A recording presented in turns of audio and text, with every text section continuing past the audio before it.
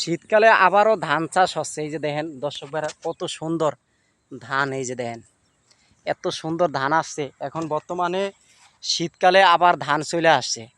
তা আসলে ঢাকার শহরের ভিতরে এখন বর্তমানে ধানের চাষ হয়। এটা হলো ঢাকার শহর, ঢাকা কেরানীগঞ্জ। এই যে ঢাকা কেরানীগঞ্জের ভিতরে দেখেন শহরের ভিতরে ধানের চাষ হচ্ছে, দেখছেন? এই যে দেখেন কত সুন্দর, অগণিত ধান কাকে বলে। আপনি যেই দিকে তাকাইবেন সেই দিকে ধান, ধান আর ধান। ধান ছাড়া কোনো কথা নাই, বুঝছেন দর্শক ভাইয়ারা? আসলে কৃষকেরা একটার পর একটা মানে আবাদ করতেই আছে, এবং ধানগুলো কত কষ্ট করে সার দিয়া পানি দিয়া কত কষ্ট করে তারা এই ধানগুলো মানে জমির থেকে কষ্ট করে উঠিয়ে নিয়ে যায়। আমরা তো কৃষকদের মন, এই যে মর্ম বুঝি না।